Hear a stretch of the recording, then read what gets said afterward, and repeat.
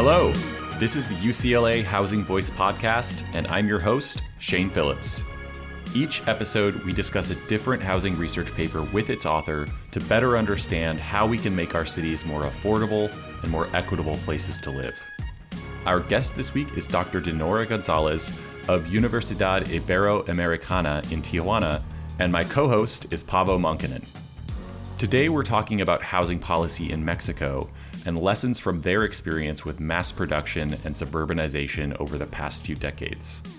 Dr. González's research takes a closer look at what Paavo described in his dissertation as Mexico's housing transition, a shift from mostly urban, self-built, incremental housing production and upgrading to a more standardized, sprawling, quote-unquote modern approach to development. The government catalyzed this shift with the creation of a semi-public mortgage program that guaranteed demand for developers, similar to what FHA-backed loans did for the US in previous generations. It led to a huge boom in suburban housing development, with a large share of homes affordable to low-income households. But it also exacerbated inequalities in access to jobs, schools, hospitals, and other basic needs.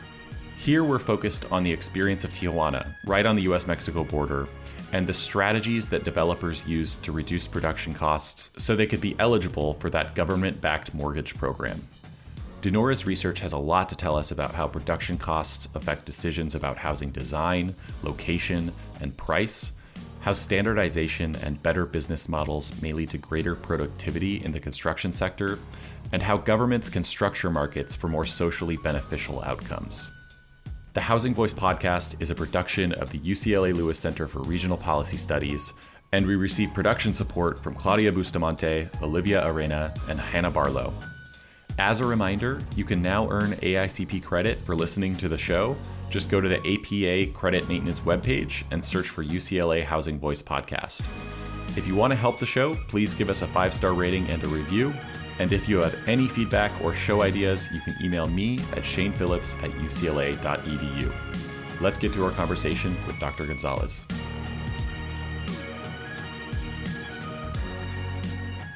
Our guest this week is Dinorah González, lecturer at Universidad Iberoamericana in Tijuana and a recent postdoctoral fellow here at UCLA.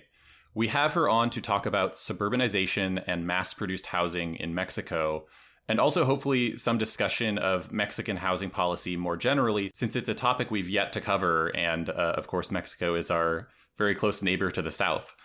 Dinorah, thanks for joining us, and welcome to the Housing Voice podcast. Thank you, Shane. Thank you, Paul, for the invitation. Thank you to the UCLA Latin American Cities Initiative for fostering the understanding of housing in Mexico and Latin America. And you heard there, Paavo is our co-host today. Welcome, Paavo. Hey, how's it going? Thanks. I'm super excited to talk to Dinorah about this cool paper. So to start, as we always do, we're going to be talking about Tijuana specifically today. So Dinorah, take us on a tour. If we were visiting, where would you want to show us around? Oh, so many places. Tijuana, first I will have to say that this is a city I was born and raised, so it's really in my veins. So I will try to give you my impression of the city. You probably think you know it because maybe you're part of the millions of visitors that come to the city on business or tourism. Or you might have made up your mind of it because you see the city constantly in the news, right? Mm-hmm. So Tijuana sits along the U.S.-Mexico border, and it's by far the largest city on the Mexican side. The city borders San Diego, and if you were to look like this at this satellite picture of it, you would see that it's almost a single mass, right? But we couldn't be more wrong. These are two different cities in two different countries with two very different social realities and economic realities, and they're divided by a wall, a limit, a line that over the years has gone from somewhat transparent to a more visible and tangible barrier. And you can see this when you come driving from LA or from San Diego, what first strikes you when you approach the border is the tightly built hillside, this monumental Mexican flag waving in the middle of this myriad of different colored houses and buildings. And this is a very different picture from what you see in Southern California, where you have your beige suburbs and uniform development and an orderly pattern. So, yeah, that's the first impression. So when you cross the border, I would like to drive you through Avenida Internacional. And the first place I would definitely take you to is to the northernmost part of the country, which is Playas de Tijuana. This is a beach community that is located right next to Imperial Beach in San Diego. Pablo is very familiar with this community. He was very excited. I'm raising the roof here. Yeah, he's raising the roof. Yeah. Playas is a quaint suburb of mid to high income community with a very beautiful view of the Pacific Ocean. But what makes this place really extraordinary is the border wall. Here is the physical barrier that divides the two countries, and it goes all the way into the Pacific Ocean. On the wall and in the public space surrounding it, you can see work from many artists who imprint the different migrant struggles that materialize in this border town. And I would also, if we were to stop here, I would tell you the stories of families who come to the wall from both sides of the border to reunite every so often with loved ones. So it's a pretty extraordinary place. And it helps you to understand a little bit of what the wall means for us. The wall for us is not something that just happened like 6 years ago when it became like the part of this political discourse. It's a barrier that we have lived with most of our lives. And we have seen it transform from this barbed wire fence to a steel sheet barrier that we had in the 90s to a vertical grate that we see now. So in order to understand Tijuana and its people, you really have to understand what the wall represents and what the border crossing represents. For many people, this is an impasse in their migration path. And we see daily the human tragedy that materializes here in this town.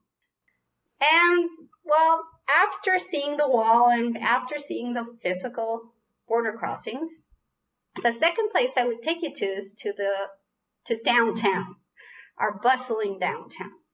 Here you would have your pick of gourmet restaurants, artisanal breweries. As you can see, I'm very partial to eating and drinking. And I would take you to Avenida Revolucion, our iconic street where bars and cantinas opened up during Prohibition and is now part of our historic downtown. You would have to eat a Caesar salad at the hotel where it was invented. And also, I would have to take you down to our Zona Rio, which is the most modern financial district. You can eat some Baja Med cuisine that combines deliciously with our local wine. And we can have our pick of street food, tortas, tacos, seafood, you name it. It's all here and it's all super delicious.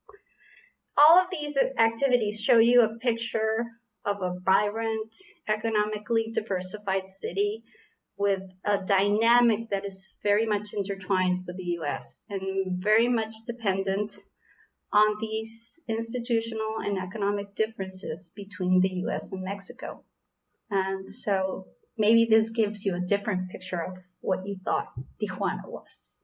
Yeah, I really appreciate that. I think it's helpful for maybe dispelling some stereotypes that folks have or might have. And I think some of what we're going to be talking about might do that a little bit more as well. And we could do a whole podcast about Playas de Tijuana and how the transformation of it over the last, 10, 15 years has really been fast. I mean, like as this case study of NIMBYism / where a place where NIMBYism may be justified in some ways because of the lack of access out of the neighborhood because of the hills and the way the construction's been happening over recent years. I think it's a really interesting place.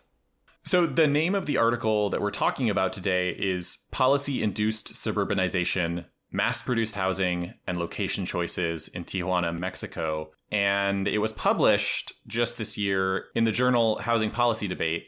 And just to give a little background, since Pavo has worked on this stuff for a long time, the process of urbanization in Mexico and how this has all happened over time. Pavo, do you want to give some of that background, and then we can kind of turn it over to Dinorah for a few questions? Sure, yeah, and I'm super excited to talk about this paper because the focus on developers and the development process, I think, is very new and important in this area of research. But so Mexico's urbanization throughout most of the 20th century was characterized by what's often called self-built or self-help housing, which is kind of this incremental development of housing by households without housing finance. And that really shapes how cities expand in this slower, low-density process with a lot of vacant lots. But then in the early 90s, with a lot of other transformations that were happening in the federal level in Mexico, the government turned what had been a housing fund that directly built housing and allocated kind of through unions into a mortgage bank and expanded the activities of that mortgage bank very significantly, especially after the financial crisis in 1994. And this really kind of quote unquote modernized the housing development process and created kind of a boom in large scale private sector development of suburban housing. And so in my dissertation, I call this the housing transition. And I've studied kind of how this rapid expansion and boom in suburban housing development transformed cities kind of at a macro level in terms of segregation or vacancy or kind of urban form. But I think Dinorah's paper, delving into kind of the development process, really has a lot of potential to impact policy and kind of give us a greater understanding. So looking at how suburban developers choose where to build, what influences their kind of decisions in the production process. And so we'll get into that. So Dinorah, before we get to your paper, maybe do you want to add anything to this primer on Mexico's housing policy recently, or kind of, I don't know, discuss the similarities you see between Mexico and the U.S. in terms of suburban development? I think you gave a pretty good picture of what public policy was, and how the sudden mortgage influx really stimulated the construction industry, and it stimulated it to produce a lot of homes in the same way that it did all that time ago in the U.S. when you have had all this mortgage-induced suburbanization, right? I think both in the U.S. and in Mexico, you saw that all this sudden demand for housing stimulated the construction industry, and the housing developers started to arise. And these were firms specializing in home building, right?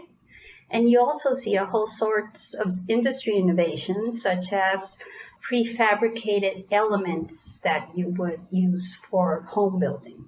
You saw that home design started to be much more modulated. Industry standards were set. Efficiencies within construction started to become important. And firms specializing in various components of the construction projects. Those are things that happened in Mexico and the United States.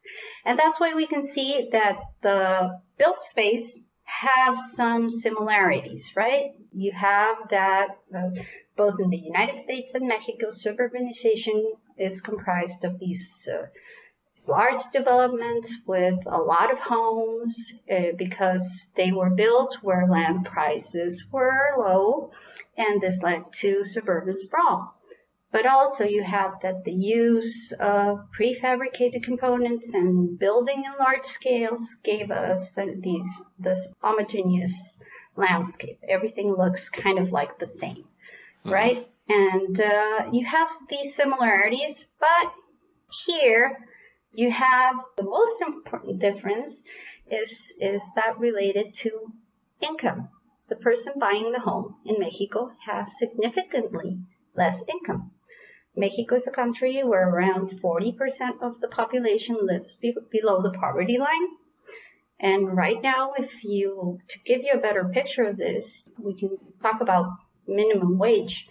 Right now, it's about $9 a day. And however, for a maquiladora worker, which is the average industrial worker here in the city of Tijuana, for example, the average maquiladora worker is making around $300 to $500 a month approximately.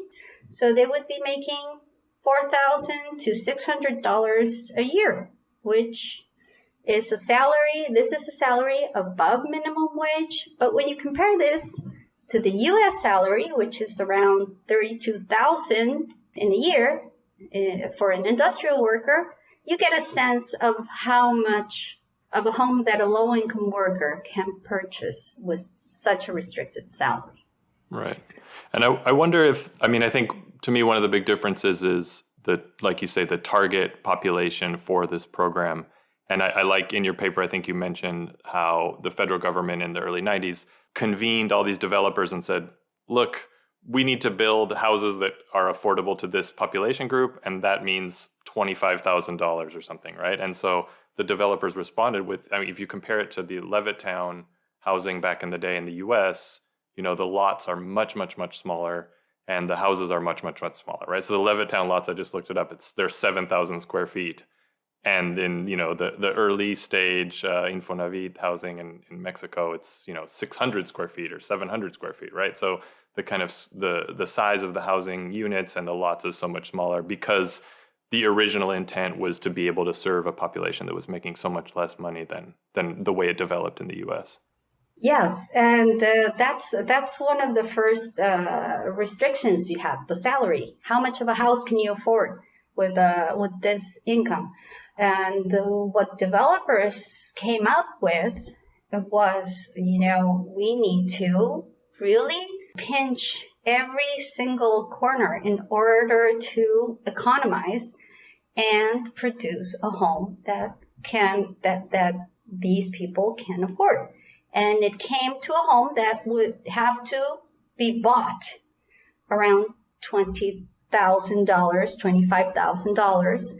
And you can imagine what size of a home it had to be for you to build it and buy all the inputs for this type of a home. Out of curiosity, thinking about, because so much of this housing in this program is targeted toward low-income households, I'm wondering how people in Mexico view developers, and if they have the same sort of villainous reputation that they often have in the U.S., or if the fact that they're mostly building housing for low-income households kind of changes how they're perceived there at all. Oh, no. Well, you have to understand. I didn't think it would. Yeah. We differ on many things, but yeah, but not on that. No, you have to understand that the villainous perception of developers in Mexico is founded on events that had very real social repercussions. Mm-hmm. During the social housing boom, several researchers have documented bad practices like negligence, fraud in the housing industry, mostly in construction and financing. In the LA Times, you have Richard Morosi writing this piece on how developers sold houses with faulty construction and incomplete developments that overall aggravated the already dire situation of low-income families who bought these tiny homes in suburban locations. Mm-hmm. But this perception of greed and bad practices it seeps into how we conceptualize the whole housing debacle as academics. For example, I've found papers that interpret faulty construction or incomplete streets as a cost reduction strategy, which is not. It's just lousy business planning, lack of oversight from the company and the government. And if you think about it as a business, if you deliver faulty goods, you will not compete for a long time. So it's just bad business, right? And that kind of thinking can also fog how we understand what were really necessary cost reduction strategies like mass production, which sometimes is also interpreted as this greed-based strategy. Mm-hmm. It's not interpreted as a necessary action to produce that affordable home, right? Mm-hmm. It's just a way to pad the profits of the developers is how it's interpreted. Yeah. So it does present us with this analytical confusion that tends to discard any analysis that focuses on production as unnecessary because everybody feels that the explanation for this decision is just plain greed. Mm. And the fact that developers are greedy doesn't help things, but it does sometimes, makes people blame that rather than the structure of the program that was set up by the federal government, right? So the federal government is asking for a low-cost housing unit, and even the most honest and upstanding developer is going to be able to only produce something that's of low cost, right? And so exactly. I think that the blame game in this whole program has been interesting to see who blames who, for the problems. Yeah, and that what you say right there, Paolo, is really important because the government has strained as far away as it can get from housing facilitation through markets because it's so tainted, right? Mm-hmm. And it has reduced subsidies and eliminated many of the programs associated with low-income home building, leaving housing provision totally to the market forces. And as a result, low-income housing production has stalled to a halt. Very few companies in Mexico still build low-income housing, and there hasn't been no notable policy intention on reactivating it. And the lack of government intervention in housing provision translates to fewer options and more expensive housing for lower-income families in the end. Just so I'm sure we're on the same page, are you talking about like this is what's going on right now, or this was kind of what was occurring before these reforms? No, this is what's going on right now. Right now, the government doesn't touch low-income housing production through markets with a 10-foot pole. Mm-hmm. It's been that way since, subsidies have slowly declined since 2008, and then you have had several reforms, but right now, there are very, very few companies that still build low-income housing in Mexico. Got it. And I guess it might be helpful to clarify, right? So the mortgage bank that the government runs is a provident fund that's combined with a pension system, right? It's the fund for workers' housing, and that does the majority of mortgages. It's a quasi-federal agency, and it has its own, Okay, so that's the distinction we're making here is this fund with the pension system and everything, it is doing a lot of production of housing for low-income households, but it's not like formally a government entity, right? And it's not operating with like government subsidies really at a large scale. Right. In the early 2000s, they were funneling a lot of subsidies through these loans that the Federal Mortgage Bank was issuing. Mm-hmm. But now they do no longer do the subsidy combined with those loans in order to target kind of the lower income households. But all formal salaried workers are members of this workers' housing fund. And so kind of they're lending out those contributions of salaried workers to salaried workers. Okay. So getting into the paper here a little bit more, the central question of your article is whether developers are choosing sites based on low land prices, choosing where to build based on the price of land, or effectively on the overall size of land, which determines how many homes they can build in a single project and therefore affects the economies of scale that they can achieve while building. It's my understanding that, part of why you're interested in this question is that a lot of these suburban developments are taking place in pretty inaccessible and segregated areas. And so, we want to know why that's happening. But more specifically, I'm just curious for your response on, why should researchers and advocates care about whether it's land prices or economies of scale that determine their location decisions? Why is that specific question important? Well, here we can return to the question of, is it greed or are these production imperatives of low-cost housing production, right? Yeah. So we need to clarify clearly the different effects that each one has On the one hand, low-cost production imperatives come from having to build this $20,000, $25,000 home, right? And this amount has to cover construction costs, land costs, infrastructure, permits, administrative costs, construction financing costs. So just for you to picture this, I was reading yesterday that the whole permits, just the permits for a home in California, it's going to cost you $25,000 per home. So you need to build a home with what you're just going to spend on permits in California. Mm-hmm. So here is where you need to grasp like the complexity of building this low-cost home. If you were to build today a minimum size home like those built in the year 2000 to 2008, roughly around 355 square feet, you would spend just on concrete, you would spend around $6,000. I'm not talking about steel. I'm just talking about concrete. So imagine that you're a developer and you, Shane, very decent person, and you forecast your production for the year, maintaining that the price of concrete is going to be stable, and also the price of steel and your primary building materials. So if anywhere along the line you encounter an increase in one of these materials, which is very common for construction inputs, it could throw your number off and eat off your profits.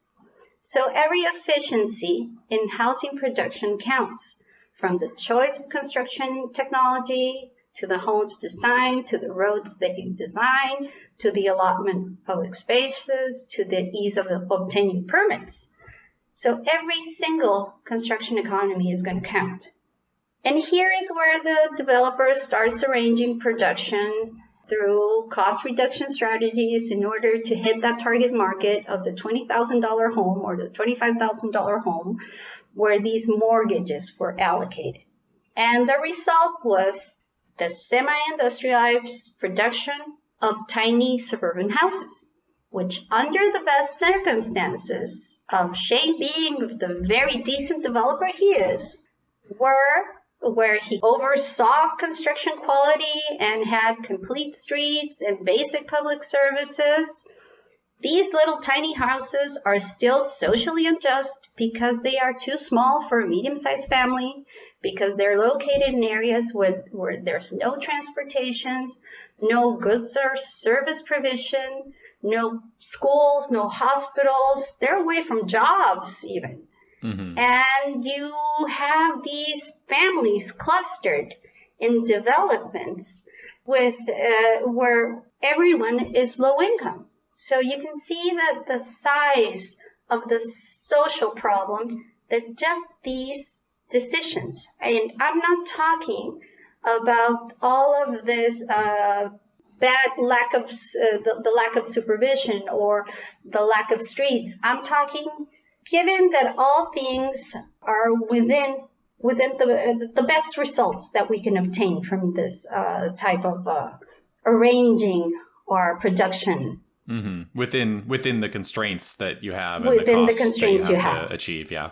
Yeah, you're still going to have very, very inequitable social space.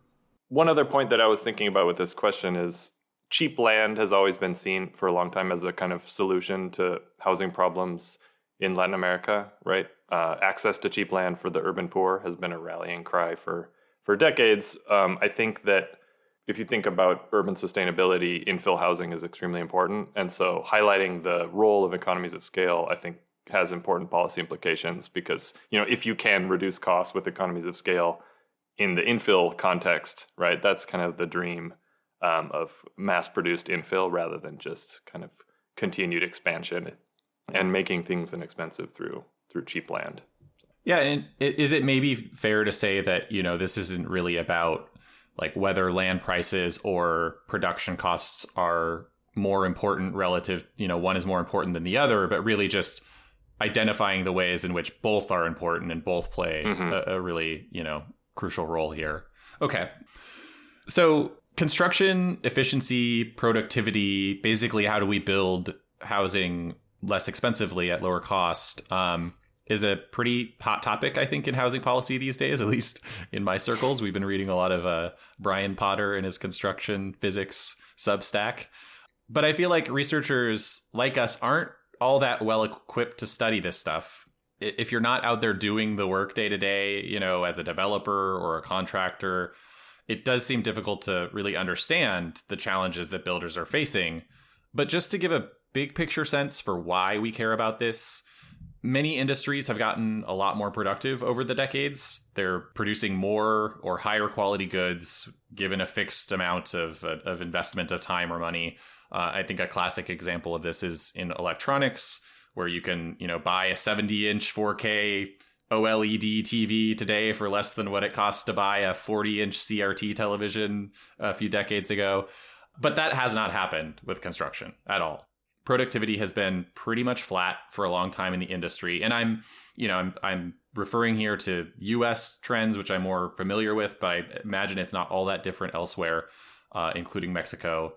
And when you pair that flat or even somewhat declining productivity in the construction industry with rising land costs, rising materials costs, and so on, it's just getting more and more expensive to build homes.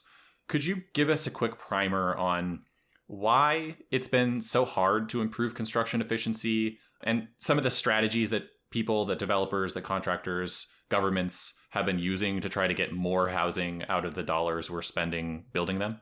Yeah, sure. Construction, housing production overall is an activity that is difficult to optimize. Like you said, it's not a TV or a computer. Products where technology evolves rapidly. Mm-hmm. And you can make them cheaper. And every time there's a technological change, right? So, for example, housing, it's not easily prone to industrialization because it's a large good. So the sheer size makes it difficult to industrialize. So you can maybe go for an industrialization of components, but then you have to bring them all over to the site and manually put them together. Mm-hmm. And so that makes it additionally difficult. Right. So it's big and it's location specific. Yeah, it's big and it's location specific. And in addition, the location, you have to work on it, right? You have different activities that are specifically tailored to each project, such as site clearing, road grid design, infrastructure requirements.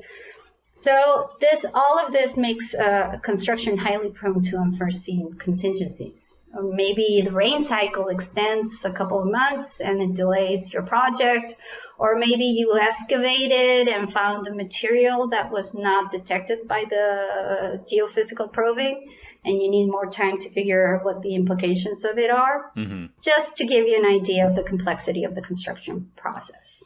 And could you tell us a little bit about, so your paper, you're looking at two building technologies, one of which is a little more standardized or industrialized than the other. So that one being reusable concrete casting.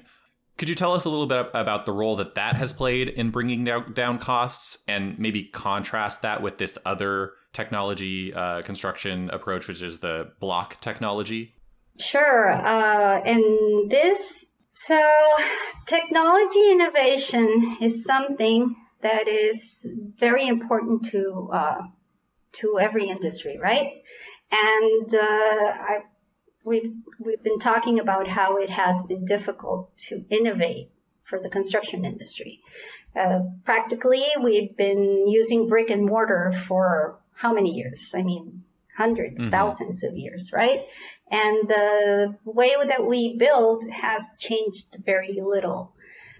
And this technological change in Mexico, the use of concrete casting, came only when you kind of controlled some of these structural restrictions that impede technological change. And I'm talking about guaranteeing demand.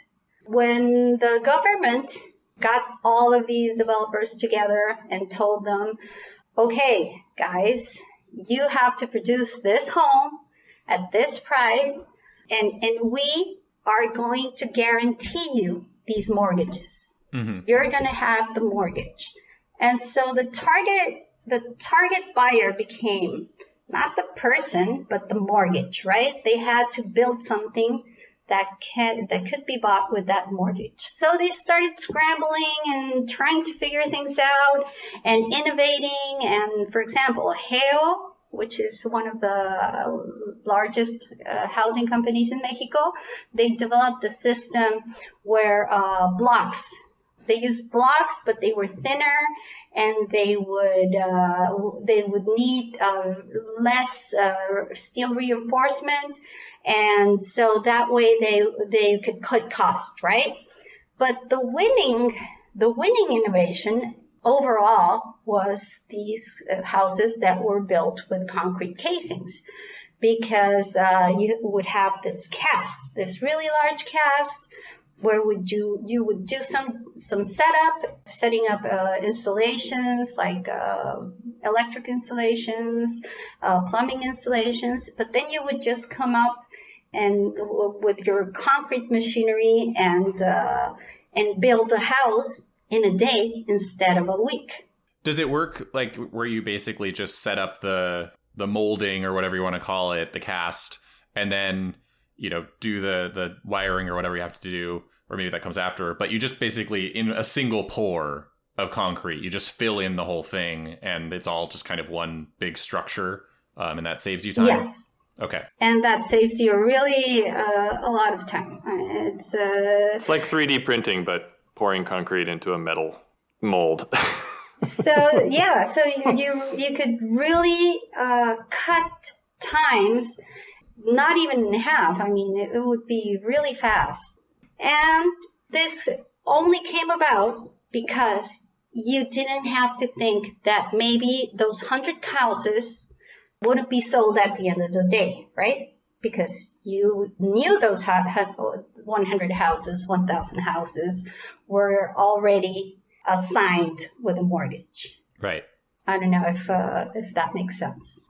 Yeah, totally. I mean, that, my father-in-law is an architect in Tijuana, and he did these houses that have like a metal structure with drywall and insulation, which was a very different style of construction technology, and he could not get bank financing for them, right? So I think that this idea of innovation being stymied by financing or being promoted by financing is extremely important to think about. Yeah. I mean, I think that even applies, it definitely applies here in the US in a lot of different contexts, but like one that we always talk about is parking.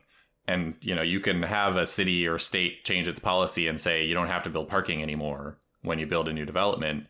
But a lot of developers will say like, well, we don't really even want to build the parking, but our lenders require it of us. Right. Because they don't believe that if we build a building with no parking or limited parking, that there's going to be the demand for it. So yeah, having that guaranteed demand, I can see why that really makes a difference. So what did you actually find? We're getting into this very late, but what were the findings of this research, between land prices and, kind of the overall law area and this opportunity for economies of scale? What was really the deciding factor here, or what role did each of those two things play? And maybe, you can kind of mention how the economies of scale differed between the block technology approach versus the concrete casting approach. Well, we can first talk about technology, right? Because the concrete casting approach requires like this large investment that can only pay off if you build in volume. Mm-hmm. I mean, if you are going to build just like a few houses, why buy all these concrete cast and set up all your production? So, for example, one casting system can be used to build around 1,500 homes, or maybe even 1,700. So you can imagine how much you have to build in order to get your money's worth. So I found that you did get scale economies from building all of that, the more you build. I think the idea here might be like, and I'm just throwing out completely wrong numbers, but just for illustrative purposes, if it costs you, say, $10,000 to build the cast, or let's say $100,000 to build the cast, but it lets you save $1,000 on each building, then if you're only building 50 units, you've spent $100,000 on this cast and you've only saved $50,000. But if you build 500, you've spent $100,000 on that cast, but you saved $500,000. And so that's where the scale of economy is. And you have to cross some threshold before it actually starts saving you money. Exactly. And so you would have to build a lot of houses for it to be really an economical choice. Mm-hmm. On the other hand, building with bricks, you don't see that advantage, right? It's not that you don't get economies from building a lot of homes, because you might have, you get economies from just doing one big housing development permit, or maybe by just setting up your selling point in one place, but they're not that significant. Yeah. They're not construction economies. Right. They're not construction scale economies, because you still have to do the brick and mortar and you still have to manually construct every home. Right. And the land prices are pretty low, and the government's pretty accommodating with the permitting, it sounds like. So really the construction materials and labor are the very largest share of the cost. Yeah. And that's where you need to save money if you can. Yeah, exactly. I would love to have you just mention a little bit about the methodology and how you what data did you use to test the hypothesis about scale economies? So for this analysis, I used construction budgets from around 23 construction developments and around 89 prototypes of houses. Yeah, that's a rare find, right? I mean, the ability to actually analyze project cost data is rare in this research field. Yeah, developers are not very open with this stuff for some reason. I feel like they think that their data is all proprietary, that they're doing something very different than their competitors, but I'm not really sure that that's the case.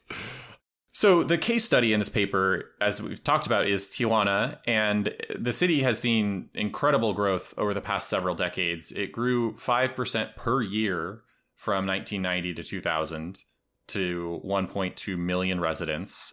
And then over the next 15 years, this public mortgage lender issued more than 200,000 mortgage loans to Tijuana households, and the population today is over 2.2 million. So it's almost doubled in just over 20 years. The vast majority of these homes are being built in suburban developments on large tracts of land, fairly distant from the urban core. We've talked a little bit about this already, but could you give us a little bit more of a picture of what these mass-produced suburban developments look like? Just, some basics in terms of the size of the lots, the square footage of the buildings. Are they attached? Are they detached? And just an idea of how this compares to the sort of Levittown style or the McMansion sprawl developments you see here in the U.S. Okay, well, you have to picture, again, I'm going back to the tiny home. The minimum size, or the smallest that was built, was around 355 square feet up to like 474 square feet. So the biggest ones are usually only about 500 at most. At most, wow. Yes, okay. At most. They have one bedroom. It's like a teeny tiny New York apartment, but in the middle of nowhere. Mm-hmm. It's kind of like that way I can describe it.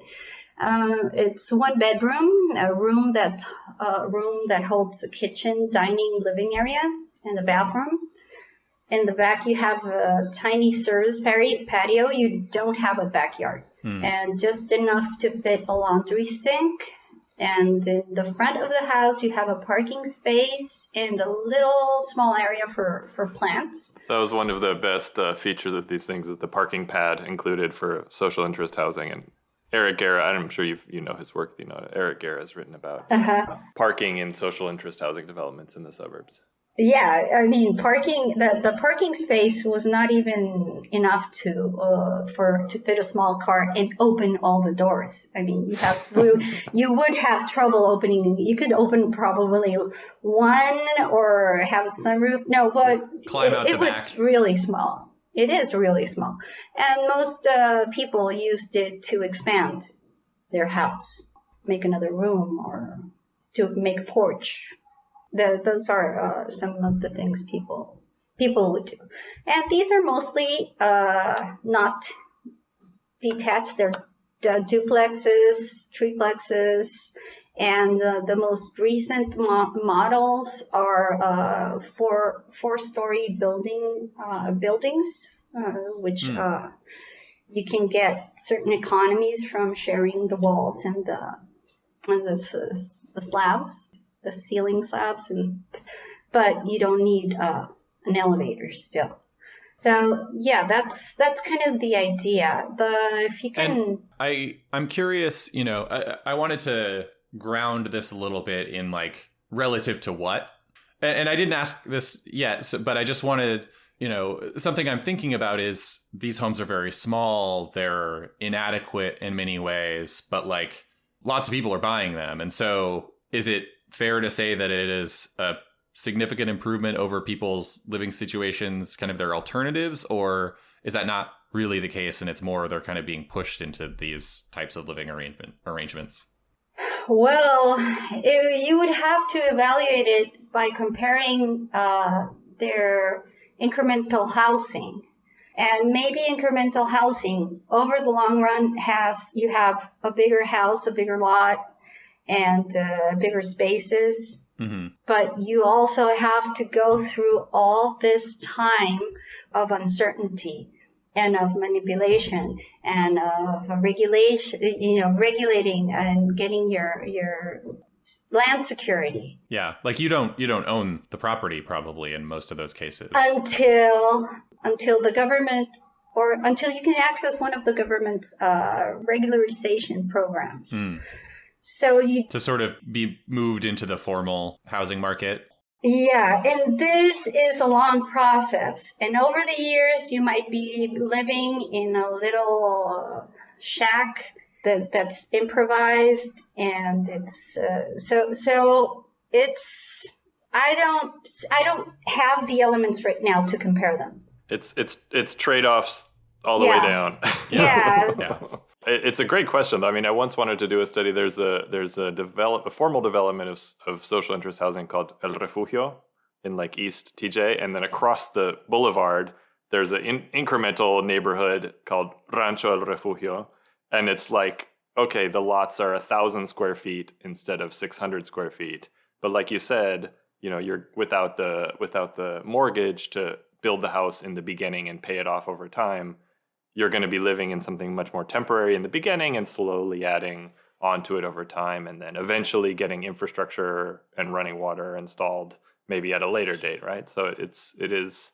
I'm not sure kind of what the present value comparison would be of the two, but I don't think probably most people are thinking about it in that way either. Mm-hmm. Yeah, and it's going to be different for every development depending on its location and different characteristics. But I guess just a final kind of relativity question. The one director of INFONAVIT at a conference in San Diego once said, like, everyone used to complain about the slums that people were living in, and now they're complaining about these new houses being tiny. But like, I think that's a better problem to have than slum conditions. So I don't know. From the federal perspective, I think, this idea of a modern formal development is more attractive than what people had been building on their own before. But I think from the household perspective, the informal sector offers something more customized and maybe in a better location. Mm-hmm. And it's probably also cheaper for the government. I mean, informal housing, you have to provide the infrastructure, provide the different programs to make it, to adequate it, to make it mm-hmm. better. So in the end run, you just transfer those costs to the person's buying it. Mm-hmm. This kind of reminds me of our conversation with Hayden Shelby and her work in slum upgrading mm-hmm. in Bangkok and sort of the trade-offs there. So I want to tie this to, what this means for policy a little bit and what we can take away from this. And I had a few questions about this, but I might just sort of combine them. This paper is looking at things in a suburban context, but and I'm curious to hear, what might be the takeaways in that context, because we do build a lot of suburban housing still in the US, and that's, I don't think, going to change anytime soon. But also thinking about how this can apply to more of an urban context. I'm sort of reminded of how developers here in LA and a lot of other places, they often say it takes basically the same amount of work to build a 300 unit building versus a 20 unit one. In either case, you got to hire a bunch of people to design it, to get it approved through the city. You'll have probably a similar number of people managing the project and doing a lot of the same things, like setting up a staging area, pouring a foundation, all that. The things you have to do may be bigger and more numerous, but it's qualitatively pretty similar. Modular and prefabricated construction are some efforts to bring economies of scale to some of that process, but it seems like that can maybe only take us so far. So on both the suburban side and the urban side, and pose this to both of you, I'm just curious for your reflections on what lessons we might draw from this, and how can this knowledge of the economies of scale and the production inputs and everything help us build housing more affordably? Well, I believe that if government really has the intention of really digging into this, we can think of offsetting production diseconomies through government subsidies, and this could be in different forms. Maybe even this could even be in the form of land and other production incentives. And here is where we might encounter a couple of problems in the Mexican experience. First, for over the 20-some years that 30-some years that these policies have been in place, there has been no clear land strategy on behalf of the governments, leaving developers to amass their own land reserves. So it's really hard now to get land in cities with really these hot real estate markets. And this is a problem because it's mostly in the hands of private companies.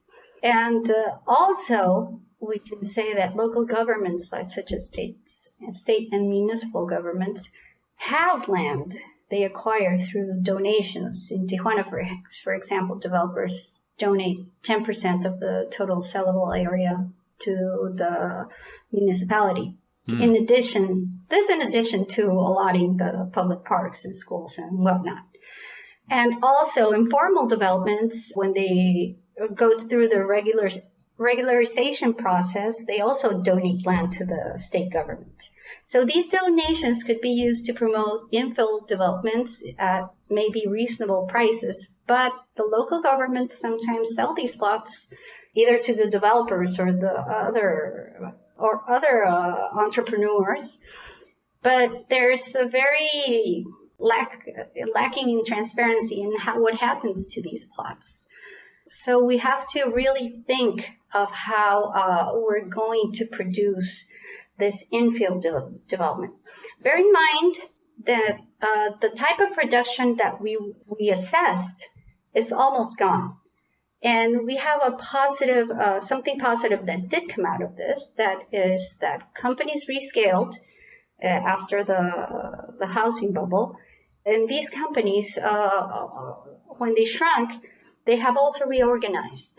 They have better business models. They have used production efficiencies in other ways. For example, they build a 4-story social housing project by renting the concrete casings. They don't buy them anymore.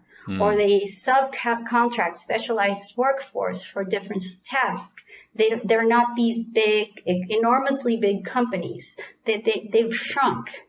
And also, these subcontractors compete on the basis of efficiency and price, which is something developers do in different parts of the world.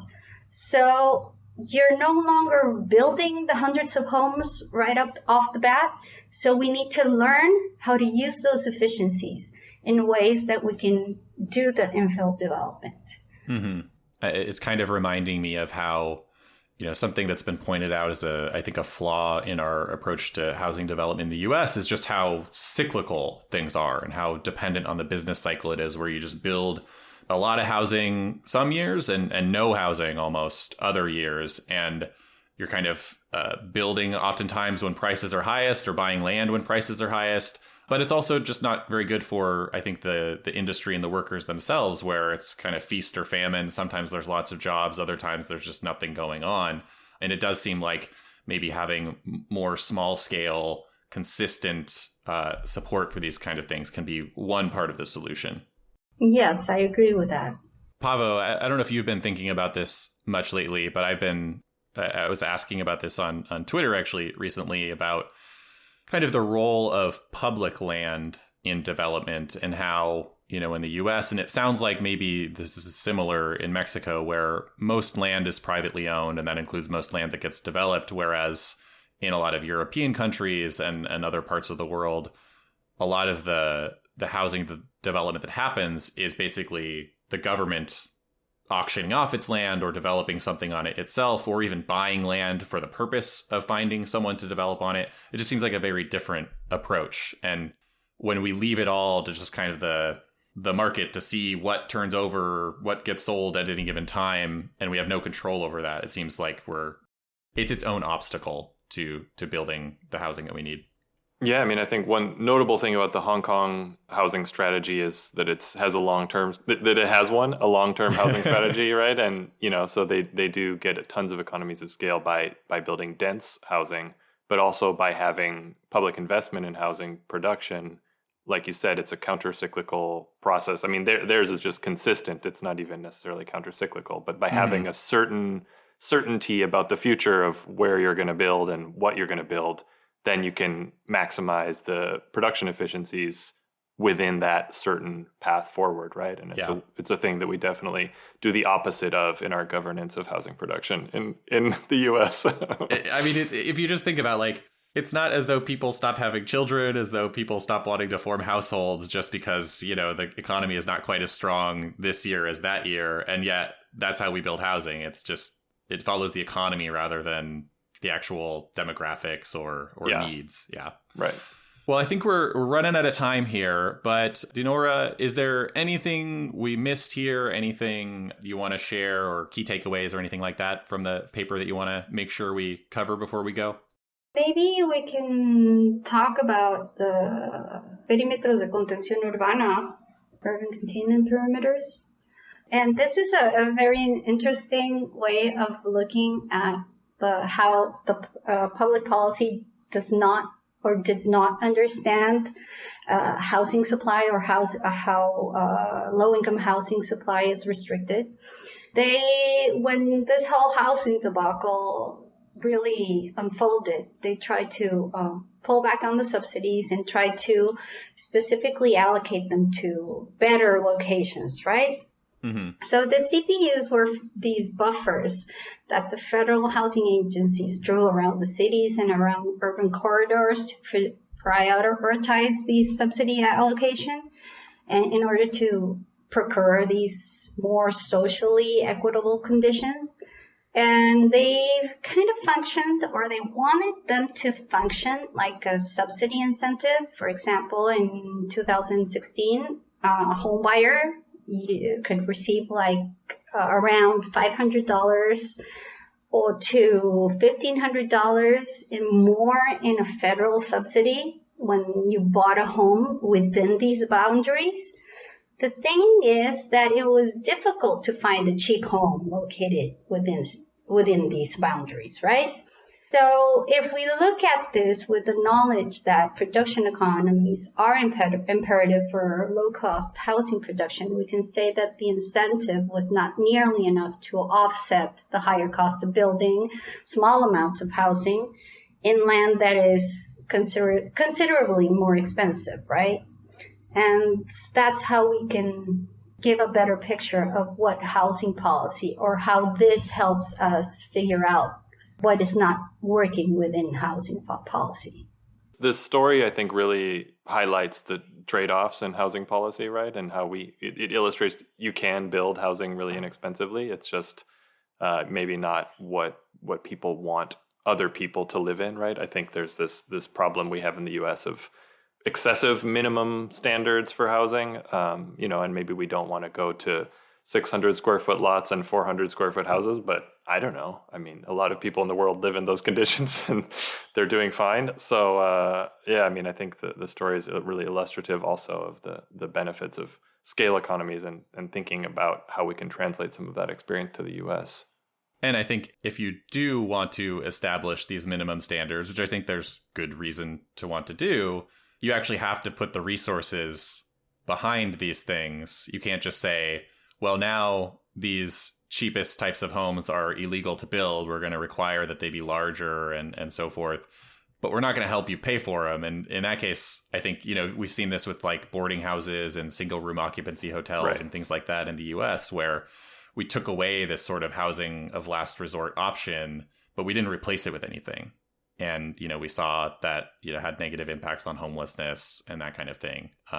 It seems like the Mexican approach here, they kind of, set some minimum standards, not super aggressive ones, but they also did really try to make sure that the demand was there and that they worked with the developers to figure out how to feasibly actually build this housing, right. Not just demand it and then see what happens. Yeah. Yeah, no. And that partnership, I think, the Mexican case has a lot of problems, and I recommend reading Rick Morosi's sensational expose of all the fraud. And, but I think that doesn't mean that it's not a good idea to collaborate between home builders and government financing. Mm-hmm. Yes, and it's needed. It's needed to give more opportunities to lower income families to find housing. It's one of the options. We shouldn't take away options from them. We should give them more. Right. Yeah. I think that's a great place to end. Dinorah González, thank you so much for joining today. Thank you so much, Shane. Thank you so much, Pablo. It was a very interesting conversation. Now let's go to playas. Let's go to playas. Let's go have some taco spring. See you there. See you.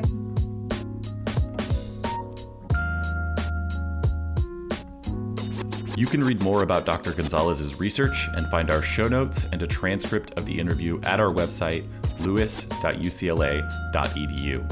The UCLA Lewis Center is on Facebook and Twitter. I'm on Twitter at Shane D. Phillips, and Pavo is at El Pavo. Thanks for listening. We'll see you next time.